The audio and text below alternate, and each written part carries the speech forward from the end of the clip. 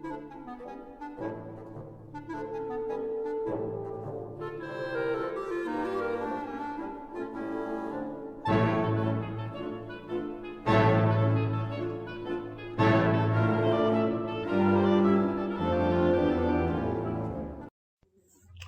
morning. It's Wednesday, March 3rd. And yesterday they began grilling Christopher Wray, the director of the FBI.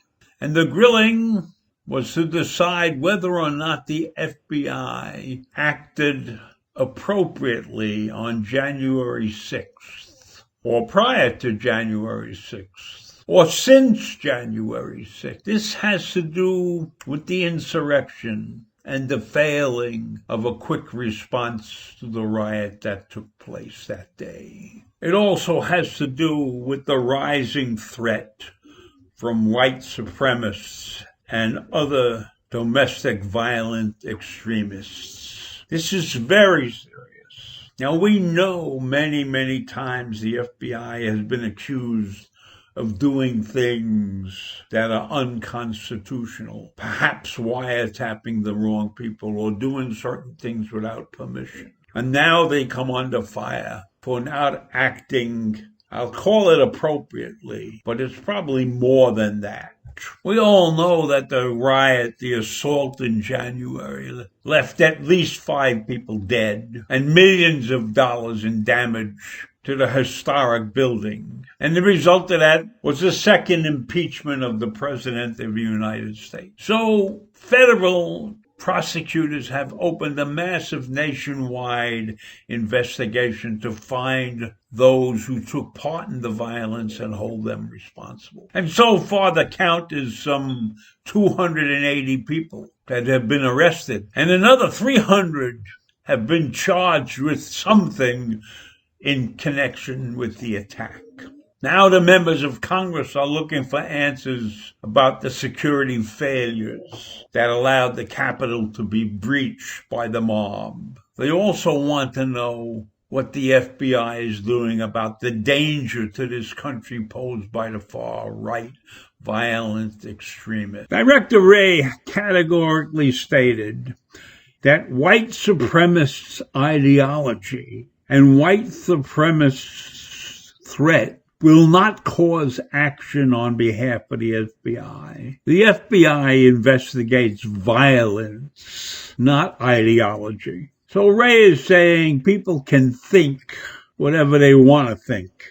But once they move into the area of activity and violence, then the FBI will step in quickly. Now, if that's the thinking of the FBI, and I believe it is, can we really say that what they are being blamed for, which is a lack of actionable intelligence that was supposedly mishandled by the FBI and not communicated quickly enough to the Capitol Police, really caused the big failure on January 6th? I find it hard to believe that the Capitol Police totally depend upon the FBI in order to know whether or not to take action. Certainly it should have bothered somebody there when they saw all these people with the flags and the spear tips and they had climbing gear. I mean, wasn't somebody looking out the window and watching these people?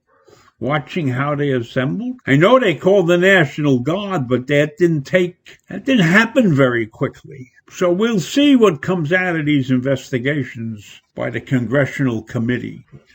If we take a look at the action that was taken by the intelligence agencies, the Department of Homeland Security and the FBI, there was no report specifically produced about what might happen at the pro-Trump rally. And on Monday, January 4th, Enrique Torreo, leader of the far-right Proud Boys group, was arrested, but he was released the next day and told to leave Washington. He had in his possession some high-capacity firearm magazine. Now, D.C. law prohibits anyone from carrying a firearm within 1,000 feet of any First Amendment activity. So apparently, the pro-Trump rally was considered a First Amendment activity, and he was told to leave Washington. That same day, there were discussions about possibly having the National Guard ready for deployment on January 6th. On January 5th, the FBI field office in Norfolk, Virginia, issued explicit warnings that extremists have plans for violence the next day. It releases an advisory report after the FBI analysis found a roster of troubling information, including specific threats against members of Congress. There was even an exchange of maps of the tunnel system under the Capitol complex. And there were organizational plans being set up for gathering places in Kentucky, Pennsylvania, and South Carolina, so the extremists can meet to convoy to Washington. And there were other instances of where the FBI gave out information. So I don't know why the FBI is now being taken to task for not performing up to snuff. Now, I know there was a screw-up and something was sent by email instead of a telephone call.